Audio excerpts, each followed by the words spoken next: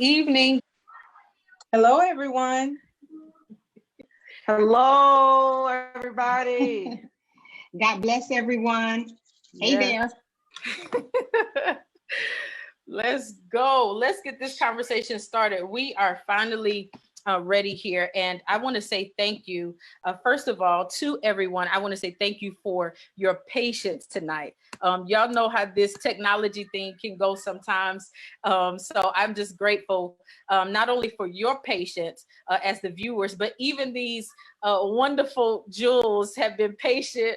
We were going to do this and then we're going to do that. And then we finally said, whatever works first is what we're going to do. So we are live tonight. So I want to say thank you for joining in. Listen, there are a couple of things I want to say prior to us starting this conversation. I've already said thank you. This is the first official recording of Candid Conversations. You have to stay to the end because really there is another Candid Conversation that I have to tell you about before we end. But this is the first live recording of the show, and I am so grateful for these. I don't know what else to say, but Jules, they're just amazing, and I'm so honored. I am so honored to have them here with me. All right, so let's get a couple of things out of the way. One of the things, I'm not gonna like and share y'all to death tonight, but I'm gonna say right now, like and share this because you definitely want to be a part of this conversation for a couple of reasons. Number one, we want your live engagement. This video will not stay up here, okay? It's going to go to iTunes, it's going to go to Google, it's going to go to Spotify, it's going to go to YouTube, but it will not stay on Facebook. So I want you to be a part of the live show so that we can get your comments, we can get your questions if we're able to do all of that, okay? So here's the other reason that I want you to like and share tonight, because this is the first show, so we're going to do a giveaway tonight, okay? What we're going to do is to give away a free trip voucher. Now the winner will decide where they want to go. I think some of the options are Orlando, Florida, Gatlinburg. Listen, if you have not been to Gatlinburg, I have made that an annual. Lady Rosa can tell you about Gatlinburg, but absolutely phenomenal place, the mountains. So I think Mexico is on there. Vegas is on there. So you can pick where you want to go. Okay. So I want you to, this is what you have to do to enter to win the free trip voucher. Let me explain it too. It's not free, but this is what you have to do. You only pay the taxes on the room. So you may get a 3-night, you may get a 5-night trip, but either way, all you pay is the taxes. So I don't know if you ever travel. I travel a lot. To only pay the taxes on the room is, you can't beat it. You can't beat it. Okay, so this is what you have to do to enter to win the free trip voucher. All you have to do is share this video using the hashtag Candid Conversations with a K. You have 3 hashtags now, okay? You got to pay attention. Somebody put this in the chat. Y'all get in, whoever's on now, y'all put this in the chat for me if you don't mind. We were going to have it on the screen and do all of that, but we're going to have to go old school tonight, okay? So you have to share the video. You have to use hashtag Candid Conversations. That's with 2 Ks. You also have to do the seek, okay? And then the third one is, Lady Gathers, tell me the name of Simply Sweets, right? Yes. Okay. All right. I'm close to 40. I know y'all probably say I'm old, but I can't remember all of it. So Candid Conversations, okay? The Seek and Simply Sweets is the 3 hashtags you have to use to enter to win. So you have to share Candid Conversations, The Seek, and Simply Sweets, okay? All right. So we got that out the way. So again, I want you to like and share. Once I say it this time, I'm not going to say it no more. We're gone. Okay. So let's get into the conversation. Before we get in here, let me say this because I want to make sure this is real clear. I am not a first lady. I have no desire. I love these ladies. I promise you I do. I have no desire to be one. Here's why I wanted to do this conversation tonight, because I really believe that these women have wisdom and have experiences that we don't get enough of. at least me, and I'm sure I'm not alone. But we also see these ladies and they're in their roles and they're working and things of that nature. The other reason I want us to have this fun and inspiring, encouraging conversation tonight is also for you to see that they are real people. They have real feelings. They have real problems. I'm sure a lot of y'all get on their nerves sometimes. They might not say it, but this is candid conversations, and I can say what I want to say. So I say it for them. But, I wanted to show that, but also that they are super women. And all of us have, our mothers and aunts. And I just wanted to have a conversation with them tonight. Some had to be asked, some had to be, we won't go there. Yeah. I'm sure y'all figure out who's who. Conversation. So let's get into the conversation tonight. Matter of fact, y'all got a drink. If you don't, let's cheers to Candid Conversations.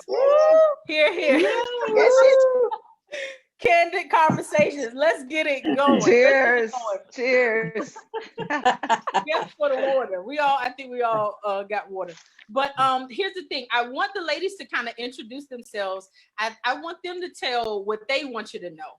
I want you guys to get to know them more as we talk. So I'm going to let them introduce themselves. And who wants to start? All right, we're gonna flip a coin. Let's. Oh my God. No. Someone introduce yourself. Lady Gathers, come on. Yes. Oh, really? Okay. Yes, I am Lady Catherine Gathers. I am the First Lady of Life Cathedral Church located in Orangeburg, South Carolina. Of course, I am the wife of Antonio Gathers. And I do have to give a shout out to these jewels that I am so privileged to be with and sharing this stage. Of course, my very own elect First Lady, Lady Jametta Moore, who literally is my spiritual mother. And so I'm just honored to even be a part with her. And of course, Lady Rosen, who I love and adore. She's just a sweetheart and a jewel. But listen, when Kristen asked, of course, this was something I'm the one that had to be pulled tooth and nail because this stuff I don't do, but I was honored because apparently she saw something in me to want to share. As far as, being a First Lady, I don't know if you want to get into it now, if we're just introducing ourselves. Just introduce yourself. Okay. Once we get into it. I know, right? Okay. Well, yes. So I've been pastoring with my husband for 20 years. We've been in ministry for 20 years, been married 26. We have 3 children, and God is just blessing. So awesome. So awesome. I'll leave it right there for now. Yeah, for now, just for now, because we're gonna get into it in a minute. All right, Lady Rosen. Okay, I am Andrina Rawson. My husband is Pastor James Rosen, and we pastor in Orangeburg, South Carolina, to some amazing people in Orangeburg. Amazing. My husband and I have been married for 31 years in October. Whoa! Yes. God bless you. Is Pastor Rosen on now? Is it? Lord Jesus, Lady Rosen, you I know, right? Lots of prayer. It took lots of prayer. We have 2 amazing sons, 39-year-old Arlo Cedric Jackson and his beautiful wife, Patricia, and 29-year-old Andrew. Yes. I have 4 beautiful grandchildren. The latest is a 4-month-old little Kobe. What else? And that's about everything for me right now. Okay. And she can cook. Let me add that too. My God, today. Thank you. Lady Moore. What's happening, champions? Meta Chandler Moore here. BKA JN. It's good to be here. And thank you, Kristen, for inviting us and just to sit alongside these beautiful women in the same vineyard. And so it's just good to be able to rub shoulders and walk in this on this journey with people who are real. So I am our church. We have a church in Charlotte and a church in Charleston, Life's in the Cathedral. Brian David Moore is my husband. We have two children, Chandler and Chayla, and a grandchild, Chandler David II. And so we are, we're bumping and grinding. It's on. Yeah, it's on and popping. But it's great to be here. Great to be able to be here to share. Awesome. Now, Kristen, can I say one other thing? Sure, absolutely. I too am so grateful to be on the platform with these beautiful women. When you asked me and you told me who they were, I didn't feel like I was qualified to be on with them, and that's because I look up to them so very much, and I adore them. So I am grateful to be on the platform with them as well. Same here. Same here. I look up to all of you guys. It is so amazing to see all that you do. So I want to get into the conversation. So here's the thing. I have a candid question for you guys. I don't think I told y'all I was going to ask this question. So but I wanted to get this. Listen, if you're on, I said I wasn't gonna like and share you to death, but go ahead and like and share this. We're getting into the conversation. So this is what I want to ask each of you, and we'll just kind of go around, start with Lady Moore, Lady Rosen, and end with Lady Gathers. But tell me this. I want to know, when you were younger or earlier in life, what did you want to be? What did you want to do? Or, the job that you wanted to have, the career that you wanted to have, and why? Starting with me, Kristen. Yes, ma'am, if you're ready. Oh, okay. Honestly, and that's crazy that you should ask, because I was just having this conversation the other week. I wanted to be a physician. I wanted to be a medical doctor. I really did. And there's a whole lot of things that prompted me not to do it, but it's amazing that my cousin that's directly under me became a medical doctor. He's an ER doctor, and then skipped one cousin, and then the next cousin is a medical doctor, and then skipped two more cousins, and that cousin is a medical doctor. So it is in the bloodline, but for whatever reason, I did not do it. But I think just the most important aspect of that desire within that medical doctor profession is just to help people, heal. And that would have been through medication. But I just believe that the Lord just redirected me to be in another place, to from a kingdom perspective, and from a perspective in the marketplace, to where I can avail myself to empower people to be healed, and to be demonstrative, be a testimony of what it looks like for a person, to be healed and in the midst of healing. So that's what I desire to be, and that's who I am. Awesome, interesting, Lady Rosen. It is very interesting. She may not be a medical doctor, but she's a spiritual doctor. So absolutely. I wanted to be a school teacher. I've always enjoyed being around children, and I was a preschool teacher for over 20 plus years. Wow. I enjoyed children. I enjoyed being around children, and I always thought they were just a sponge to absorb everything. Absolutely. And I wanted to impart something in them. So that was my desire, to be a preschool teacher or just a teacher. Awesome. Lady Gabby. Wow. Well, it's so crazy that I'm the last one, because when I was little, I wanted to be a pediatrician. Wow. So I wanted to be a doctor as well. And I also, when I got into college, wanted to be a school teacher. So I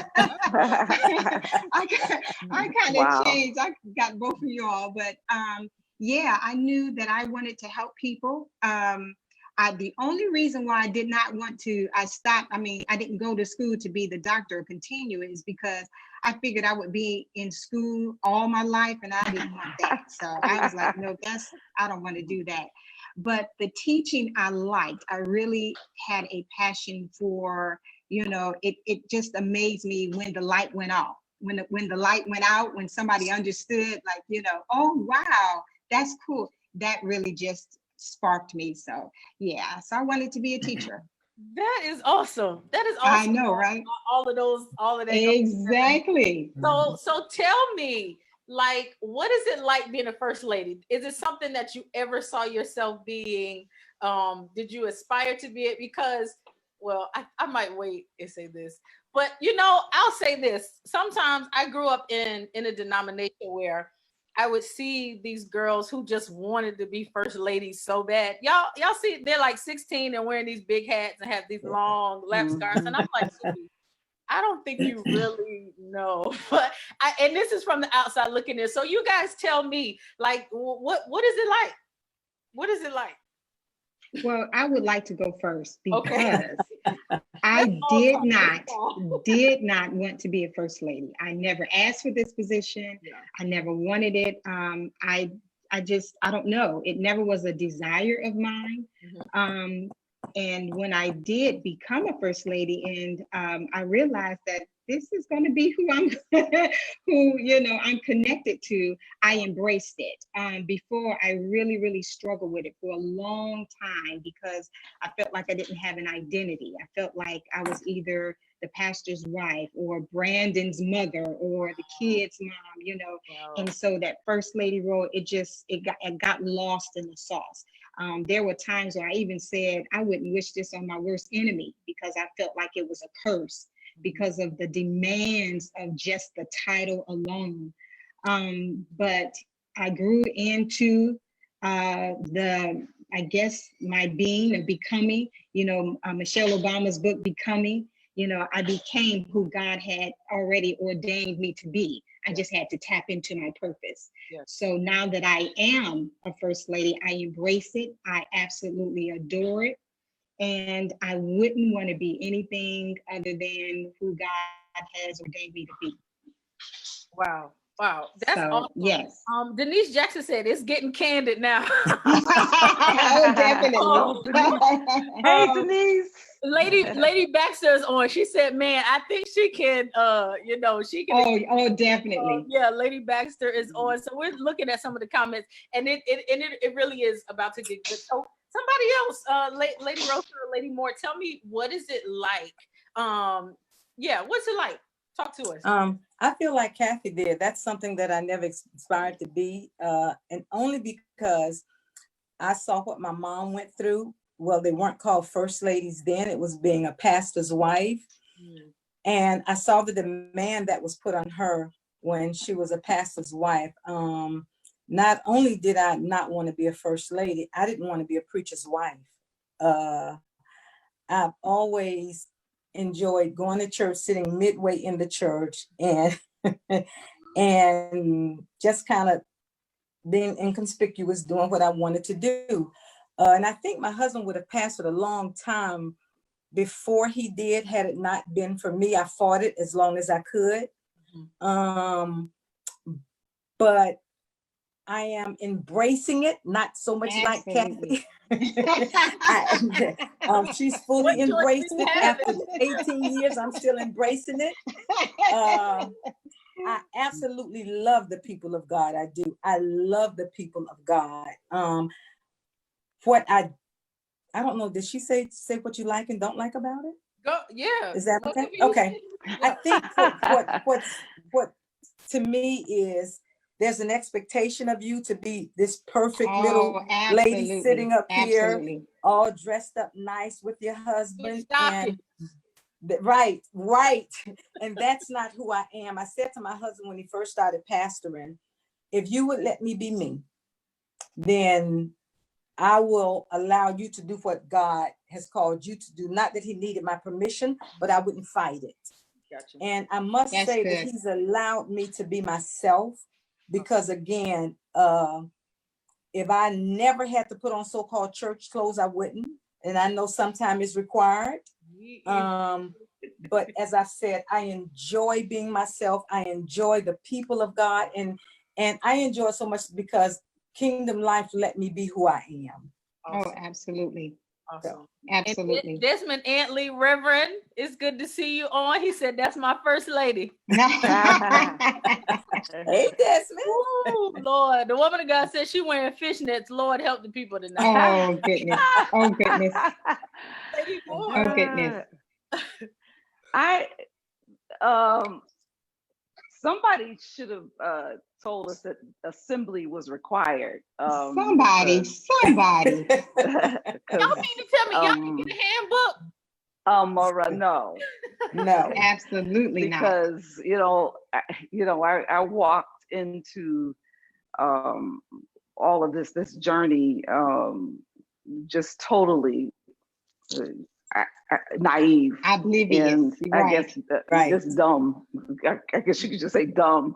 And nobody told me that it was assembly required. So I walked in with pieces all over everywhere, and it's been just moments of becoming as I've been becoming. And I believe that authenticity is so important. Absolutely. As it relates to being in really what God has called us to do.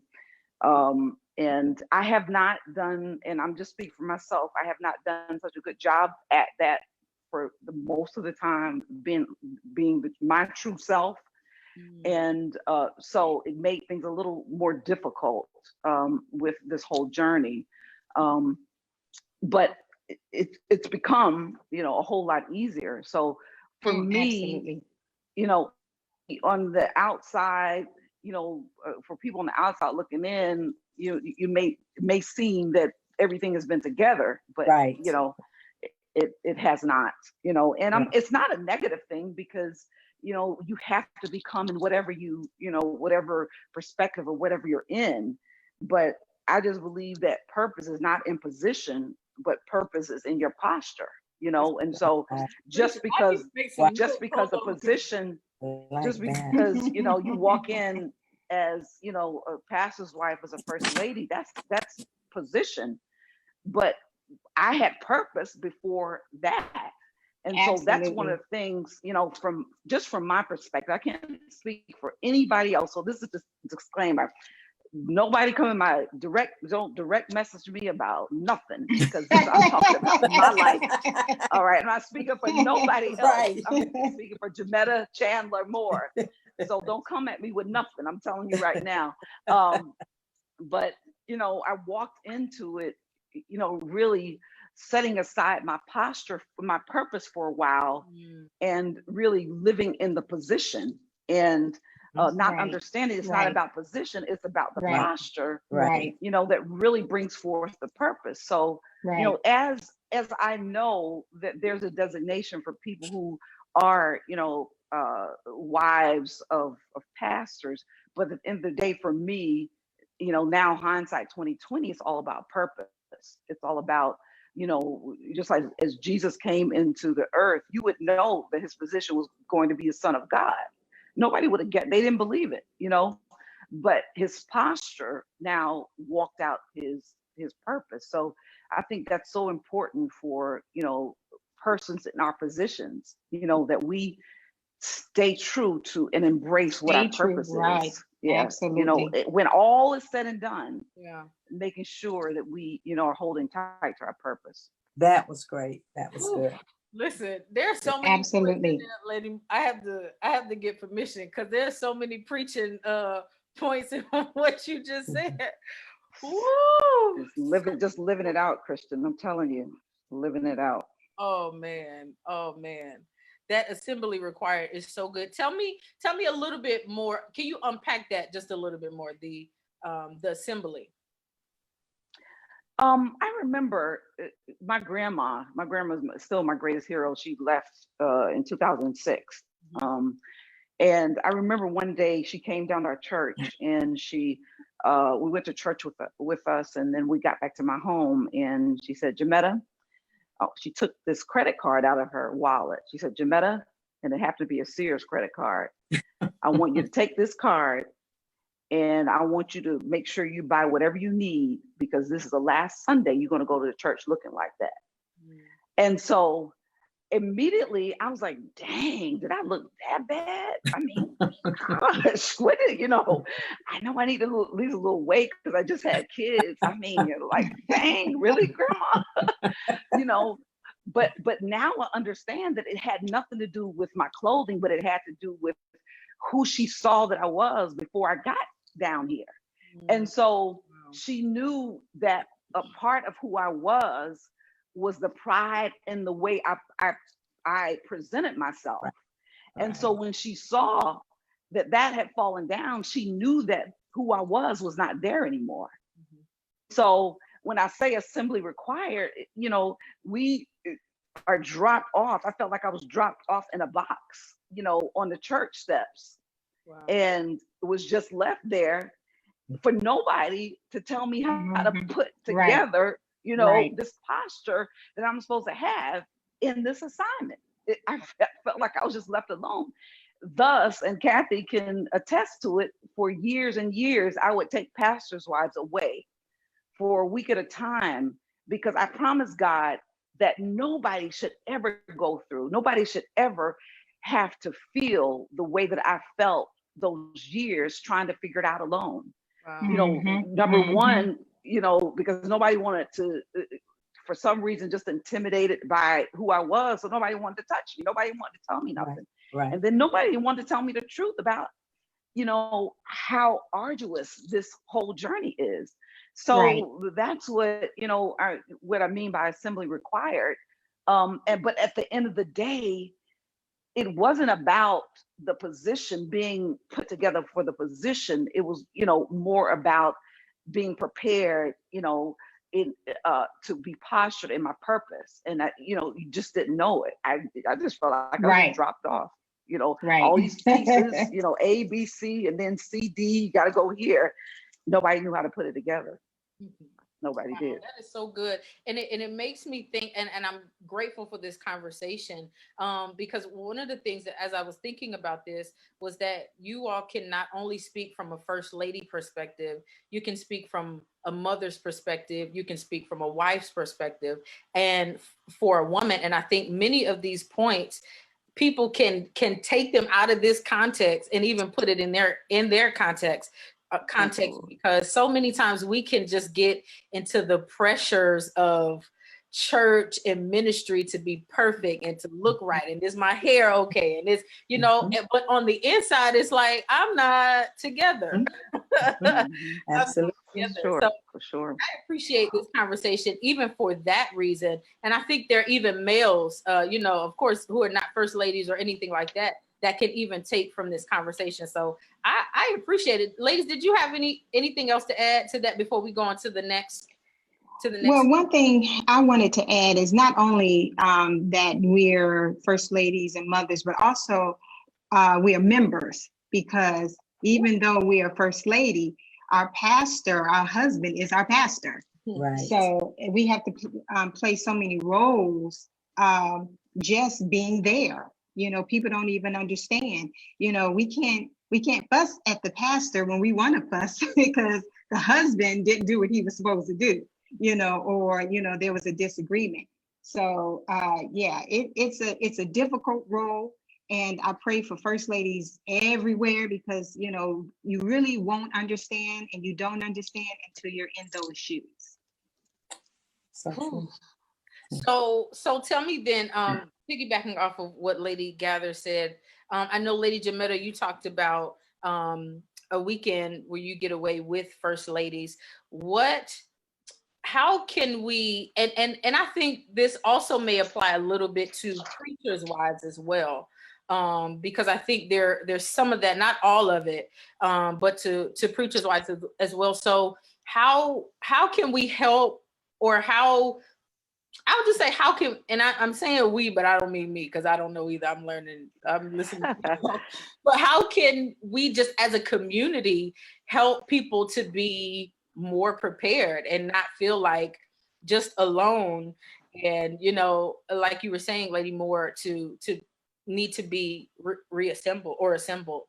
What can we do? I think we have a responsibility, first of all, not to really play into or respond to some very unrealistic roles that people pose on us. And a lot of times it's easier for us to respond, affirmatively to people, because the average first lady or the average pastor's wife is doing that. And so it really negates or allows you, takes you to a compromise in being who you really are. And I think that we have a responsibility first. Even when you even go to Genesis, when Adam, when Eve, tells Adam to eat of the tree, and he eats of the tree, and then here they are, they're naked and they're ashamed. And God says, why y'all got the stuff on? Why y'all got leaves on? Because they're hiding their true selves. But I feel like a lot of times we're pushed to be, these doll babies and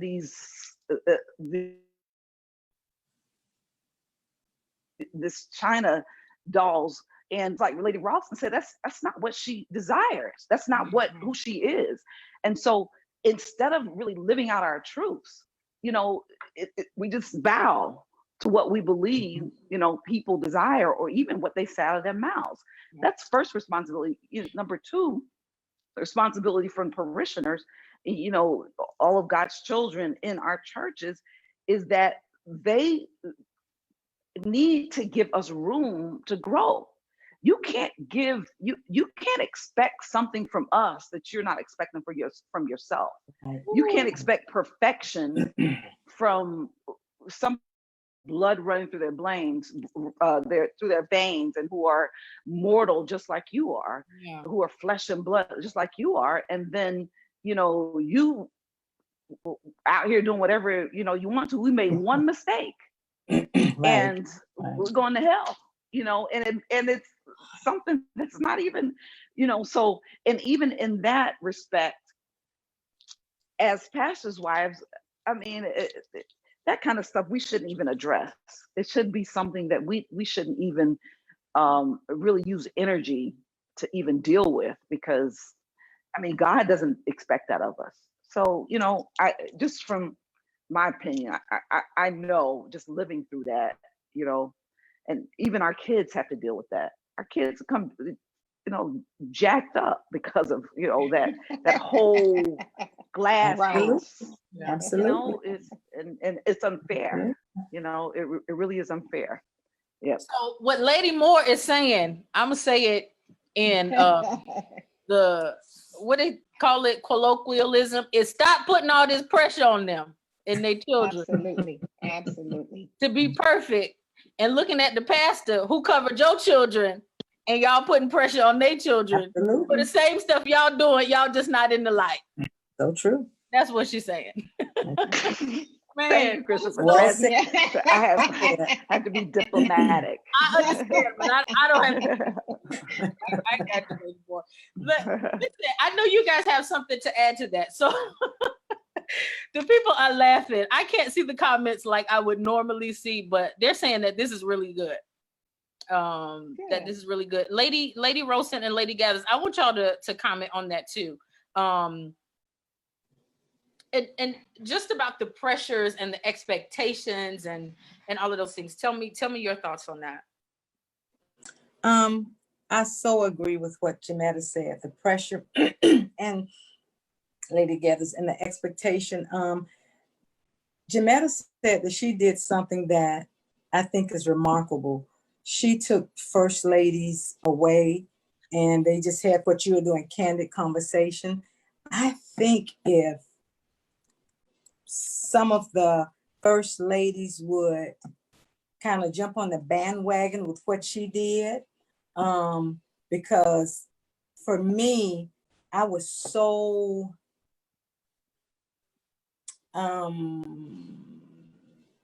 not ready for the position, and so trying to, like she said, be so good at the position and so shy about it. I am so shy and withdrawn until I think, even given the opportunity to go to something like that because I didn't know how well I would fit in it. Something like that, I wouldn't have done it. But that's so great, Jametta. If you would ever do that again, I would love to be a part of it because that is just something to hear you to have you pour into us. Absolutely. That was something that would be so beneficial, I know, to me. And I'm sure to other first ladies, because the pressure is absolutely great. And some of it we put on ourselves. A lot of it we put on ourselves because this is what we think they expect of us or what they want us to be. When I finally figured out that it's not about who or what they want me to be, it's what God requires of me. And as long as I'm doing it's what God requires of me, then I think I'm okay with that. And when it comes to my children, I feel like pastors' children suffer sometimes the most because Jametta and Kristen, like you said, they expect our children to do things that they would never expect their children to do, never. And because of that, I think I put so much pressure on my children to do because you're the pastor's sons. You can't do this, you can't do that. Until finally I realized, look, some of y'all ain't going to church because y'all going to y'all boys' ball game. Listen, honey, you on the pulpit, you go on the pulpit, but I'm going to my boys' game. Okay. Right. And at first he was like, well, I don't know, maybe you should come to church, but then my kids suffer. Right. So we came to an agreement that this is how it's going to be. And regardless of how the parishioners felt about that, I had to it's God first, then family. Absolutely. And I had to take care of my family first. I had to, because if not, then I wasn't doing it in the order that God wanted me to do. Absolutely. And if something happened to the church, that family is still there. Absolutely. Absolutely. If the door's closed, and we hope that it doesn't, or retirement or whatever, family is still important. I totally agree. Lady Gather, do you have something to add to that? Yes, I do. I just want to let Lady Rosa know that those retreats that Lady Moore had us on were phenomenal. Sure. I mean, so needed. Just the outpouring and just the escape and just the ability to unload and just be yourself. Right. It was absolutely wonderful. So yes, I'm encouraging Lady Moore to pick it up again. But I think sometimes the expectations on the first family are unrealistic. Mm-hmm. They do expect us to be perfect in every way when that is not even possible. It's not humanly possible. But one thing that I've learned in this journey that I've really had to pray and ask God to help me with is when they would try to go through my children to get to us. When they would, use my children to find out what was going on in the Gather's household. What was Pastor doing? Where were we going? Just really using them. And, and I became kind of very protective. And I just stopped letting them, go with some of the saints because I knew it was harmful for them. And like you said, Lady Rosen, our children have suffered, because of ministry, because we did put ministry first, because that's what we were taught. Mm-hmm. We were taught, you take care of God's house first, mm-hmm. and then your house comes second, mm-hmm. And so we had to come to an understanding and an agreement and say, okay, well, you take care of the church and I'll take care of the kids, mm-hmm. Because we had to, because if not, we would have lost our children to the world, so we definitely had to come up with some type of common ground and to share the responsibility. So there were times that I was missing in church, mm-hmm. and I wasn't there. Mm-hmm. And another thing that I've also experienced that kind of made me not like being a first lady is because they compared me to him. And I'm not a preacher. My husband can preach. Yeah, my husband can preach rings around any and every pastor, mm-hmm. Any preacher, mm-hmm. good preacher. Mm-hmm. As you can see, my voice is not high. I mean, it's not loud. I'm very soft-spoken. Yeah, and so I'm more so of a teacher. I can teach, but they expected me to hoop. So, he's up in the rafters, and then I get up, praise the Lord. You know, they're looking at me like, oh my God, you know. So I think the expectations that people have of first ladies is unrealistic. But I think once we become settled and, you know, embrace who we are, the journey gets easier. And once we become who we are, they accept who we are. Mhm. You know, the people accept who we are when we become who we're supposed to be. So That's good. but yeah. Good. You know, as you were talking, and I probably would have never even thought about church people trying to go through children to get to. And as I think about it, I'm just like, unfortunately, I'm not surprised by a whole lot these days, but it upsets me. And this is just me. Because when I think about it, a lot of times we hear people saying, oh, well, millennials are leaving the church, and, you know, young people are leaving the church. But at the same time, you mistreat this demographic of children who sometimes then grow up to hate church. That's right. They hate the thing that took my parents away from me, in a sense. That's right. Absolutely. That came before even me. So I think we have to do a better job, you know, with that as saints. And I'm glad there's more than just first ladies on here, because this conversation really has to do with everyone, with not putting pressure on people to be something that we can't even be on a good day. Absolutely. Our righteousness is still as filthy rags. So not to put this pressure on y'all, and it grieves me, because to know that you have such precious jewels and who have to guard themselves and have to guard their children, but then we turn around and talk about how people not approachable, and, you know, just the things that people say, but it's y'all makers that make the people have their cubs. You know what I'm saying? So I think we all have a responsibility here, to just love. Really, at the end of the day, if I really love, then I'm not. The scripture said, "Love is patient, love is kind, love is not puffed up, love is all of these things." So if we just look at 1 Corinthians 13, we all got work to do. Right. That's right. In some of the areas. So tell me this, and we'll wrap up in just a few moments. But how is it that you can, or how is it that you dealt with? Lady Gather said it, I think, just becoming first lady of the church, or Brandon's mother. I know people used to do that to my mom, call her Kristen's mom, and I'm like, she has a name, you know what I'm saying? So how do you keep your own identity while still wearing all of this responsibility and supporting a great man or a great preacher or pastor? Does that make sense? I know I said a lot. It does, and I would love for Lady Moore to start that. She said, "Go, lady." Yeah. Compose the question again.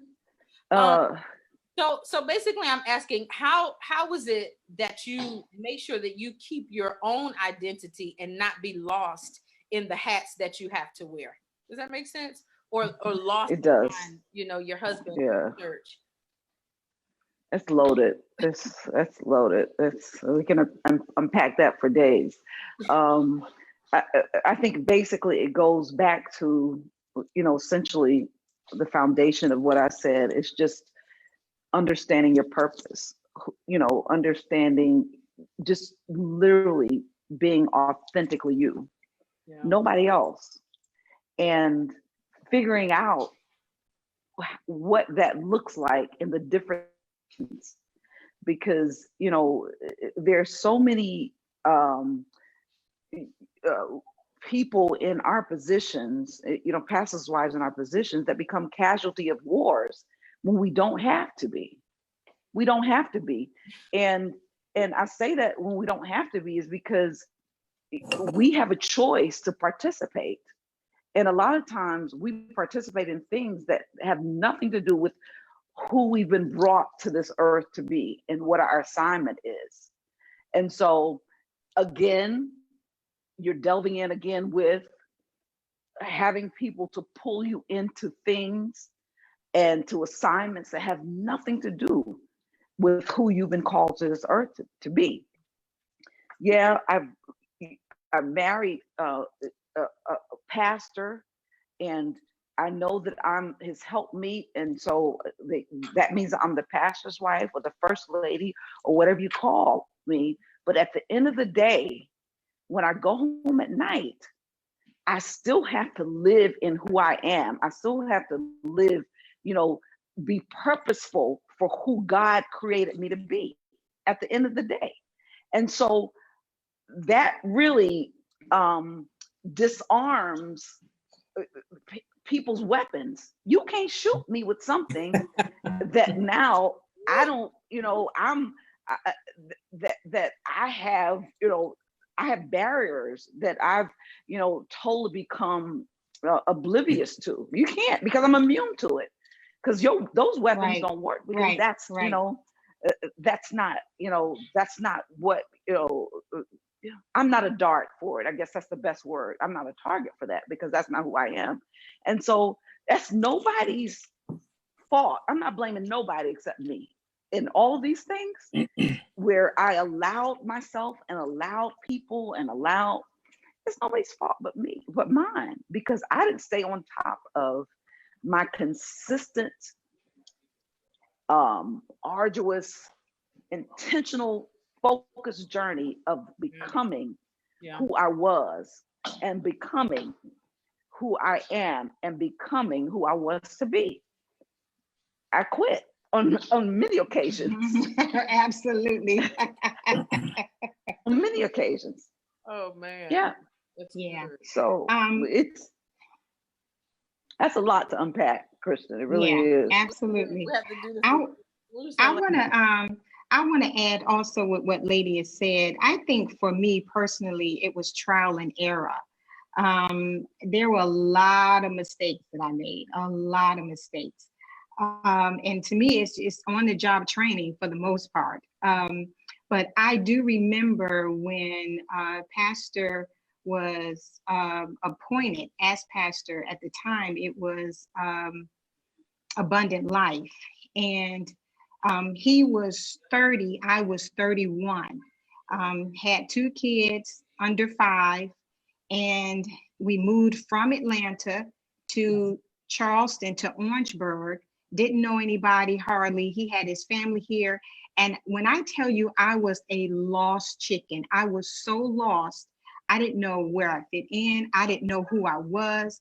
I didn't know, I was just lost. And I remember maybe 6 months into us pastoring, I would ask him, when we were home, I would ask him, well, what should I be doing? What do I do? And he was like, well, you just do, you just do.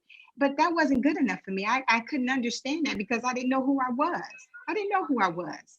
At 30 years old, a first lady, I just thought we wore big hats and just showed up. It wasn't until people started, trying me and trying to get close to me and fooling me. So I made an appointment with him, and I showed up, and I actually made an appointment, and I showed up, and he was like, "You're my appointment?" I was like, "Yes, I'm your appointment. I'm your member right now, and I need guidance. I need direction." And it was amazing because we prayed together, and he said, well, God is going to have to show you who you are. He says, I can't tell you. God's going to have to reveal that to you. Mm-hmm. And I'm so grateful that from that moment and that point on, I began to seek God concerning me, concerning who I was to be, what my purpose was, how was I to fit in this new role of First Lady that I've never known, never desired, didn't want it, tried to give it back, couldn't give it back. So it's here. What do I do with it? So for me, it was trial and error, but I'm just grateful that as time went on that, and I'm still embracing it. I'm doing much better at it, and I'm like, Lady, those darts that hit me before. They don't hurt me now. I'm okay now, but yeah, it's definitely for me trial and error. Wow. Yeah. Kristen, you asked the question, you said, how do you keep your own identity? And I think some of the ways that I keep my own identity is outside of church, surrounding myself, especially with people that don't call me First Lady. Oh, absolutely. Absolutely. Yes. That'll keep you grounded. Exactly. People that could care less of what my title is. So a lot of times, most of the times, it's with my family. Well, most of my friends are my family anyway. My sister, my aunt, those are my friends. And so when I'm with them, it's nothing concerning Lady Rosen or Pastor Rosen or what he does or any of that.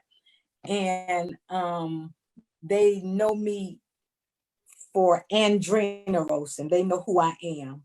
And a lot of times it's just so great to get away from all of that. It is to get away from all of that, to be myself. And not that Kingdom Life don't let me be me, because like I said, they do. But still, at the end of the day, when I'm at Kingdom Life, I am Lady, regardless of anything. I could say, okay, if we're at a church picnic, sometimes we'll say, okay, no Lady Rosen today. This is Andrina. Still, it's Lady Rosen. So the way that I keep my identity is a lot of times outside of the church. There's still godly people, but that can let me be exactly, have no expectations of me. If I want to scream and yell, let me scream and yell. If I want to watch whatever on TV, whatever I want to do, that's who it is. So a lot of times doing things outside of Kingdom Life helps me a lot of times to keep my identity. That's good. That's good. And as you guys were talking, I think that that can sometimes be an issue with women, period, because of the hats, especially mothers and wives, when you get into all that. So I think that that is so good. As Lady Rosen was talking, it just, to me, it says balance. Like, I love y'all. And I went through this phase where I was like at church, when I say 24/7, I mean 24/7. And I'm like, this has to stop, because, at the end of the day, I think we have to rest.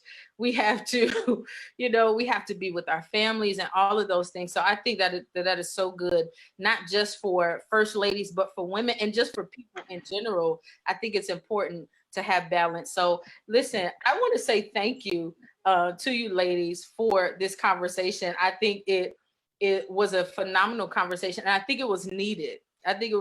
And I'm going to do it again. We're going to do another lady talk with just first ladies and talk more, because one of the things I also want to talk about is women having a voice. I grew up in a denomination where, women could do fish fries and they can have children and all of those things, but they can't be pastors and they can't vote and they can't do all of that stuff. And I don't agree with all of that, but anyway, we won't get on that soapbox. But what I'm saying is, you guys are so needed. You are so needed. So, despite the pressures and the things that come along with being you, I just want to say on behalf of the church, the Lord's church, like we say, that you all are appreciated. And I'm honored. I know I probably told you all that probably 20 times at this point, but it is such an honor to be able to sit with you guys. So before we go, I want you to just give one phrase. If someone didn't hear this conversation, I just want you to give one line of something that they need to remember, or something that they'll get from this conversation.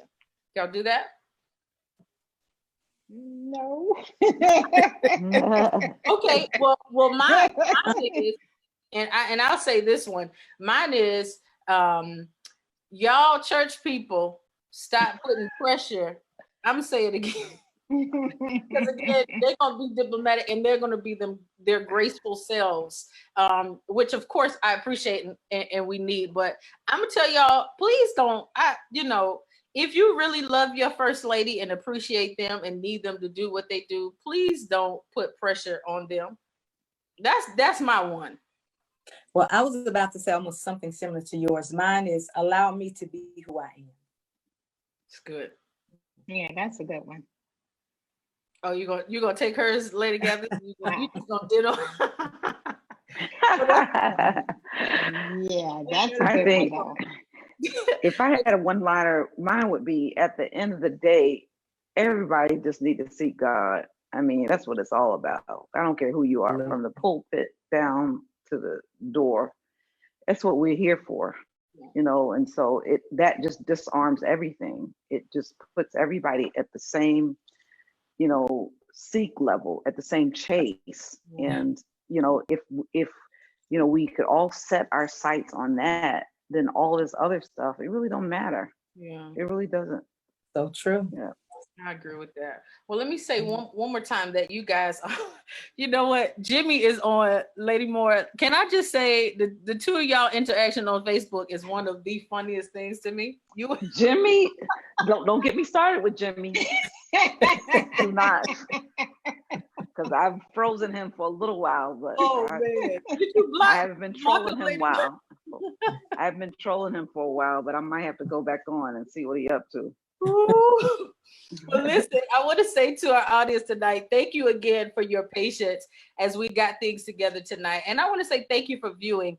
Again, this is the first live recording. They are still laughing. I promise you. If y'all have never seen Lady Moore and Jimmy go back and forth, it is hilarious. But It is. Y'all have to see that. Again, thank you all so much for joining Lady Talk tonight. And I want to tell you this, like I said in the beginning, and I hope you shared. We are going to do a free trip voucher giveaway. So if you haven't shared this, share this video so people can go back and do the replay. You have to share the video with pound Kandid Conversations with the K, pound the Seek. Oh, Lady, tell us about the Seek before you go. Lady Moore, tell us. Yes. Lady as well. I've been blessed to birth a prayer seek, volume 1, called the Seek. And it's literally a glimpse into my intimate time with God. And it was a moment where God just assigned me to send those prayers out every morning that I was praying, to write them down and to send them out through text message to assigned people. And everybody was like, you need to publish these, you need to do this, you need to put this in a prayer CD. And so I did volume 1, and it's a blessing. It's a blessing to me. It's phenomenal. It's phenomenal. It's God breathing. I'm not bragging, because it's not me. These are just conversations in heaven. I call them conversations in heaven that I have that are just so important to me. They're my lifeblood, and so sharing it, and with everybody. You can go to my Facebook page. It's called The Seek. And it's just, a look into time, with God. What the goal and the purpose of it is just to empower people everywhere to seek God more than they seek anything else. It took me a while to get in this position to where, I'm up and I'm in his face, and, just wanting more, every morning. I don't care how tired I am.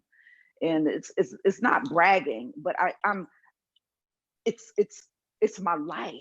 Yeah. If I don't, then I might as well quit all of this, and so I know how important it is. I know how essential it is to just who I am in Christ. And so it's my opportunity to share and to challenge and to empower people, to seek God. Matthew 6:33, we got to seek him more than anything else. And then all those other things, everything else is going to be added. It's not as important as everything else. But listen, yeah.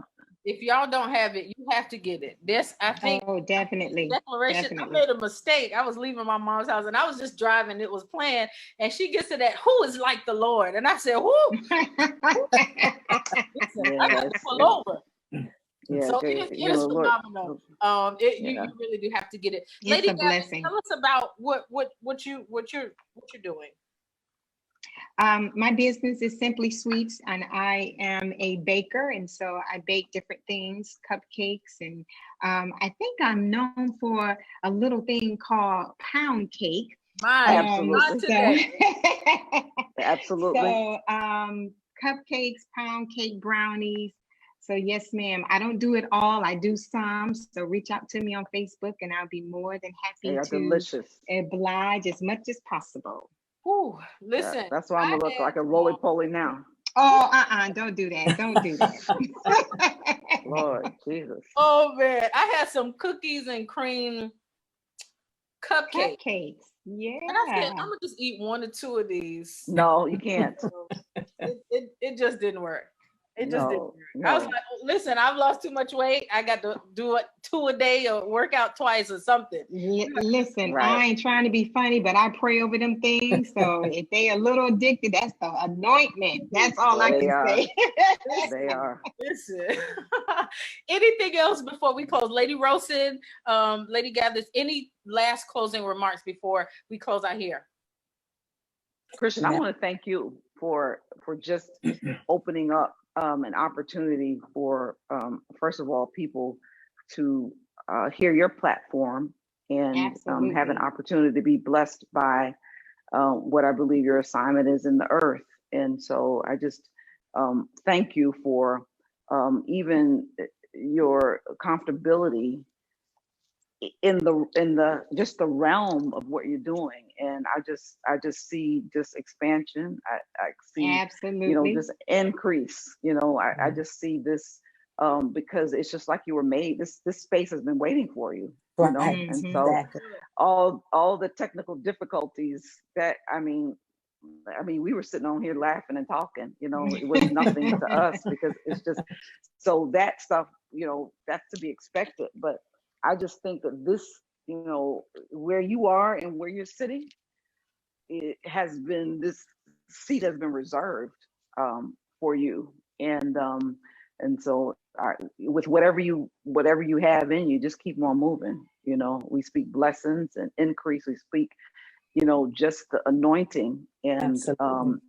that is necessary to continue to move, because at the end of the day, it's not you, but it's you blessing the people of God. A very good friend of mine, we were on on the phone last night. She said, Jametta, it's not about you and your challenges about, people, but people need what you have. So what you're doing is you're holding back what people, and so, at the end of the day, when things get tough, it's not about you. People need that's coming out of you. So thank you for allowing us to be a part of this inaugural just exposure and just your becoming. Thank you for allowing for us to share this time with you and being a part of this blessed, because we believe it's going to rub right off on us. This is a blessing. It really is.